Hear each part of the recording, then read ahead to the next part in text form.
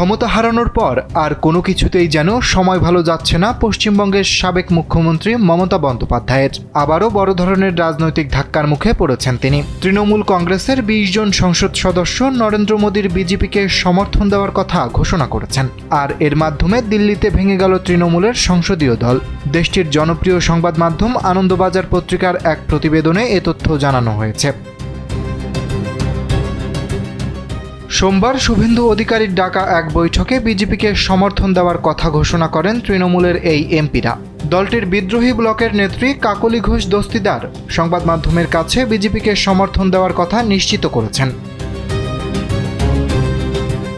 ওই বৈঠকে উপস্থিত সংসদ সদস্য শর্মিলা সরকার সংবাদ মাধ্যমকে জানিয়েছেন, একাধিক বিদ্রোহী সংসদ সদস্য কেন্দ্রে বিজেপির নেতৃত্বাধীন শাসক জোট এনডিএ-কে সমর্থন করবেন। কাকলি ঘোষ দস্তিদারের নেতৃত্বে এই নতুন ব্লক সংসদে শাসক গোষ্ঠীকে সমর্থন দেবে বলে জানানো হয়েছে।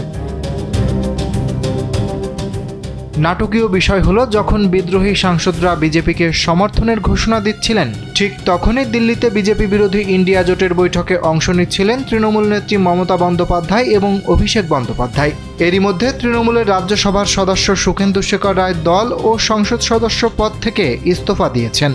তার অভিযোগ, তৃণমূল কংগ্রেস সাধারণ মানুষের কাছ থেকে বিচ্ছিন্ন হয়ে পড়েছে।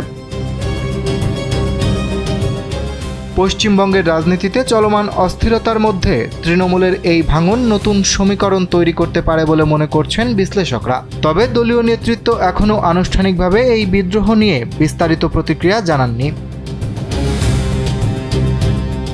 অরিত্র বাসু, কালবেলা।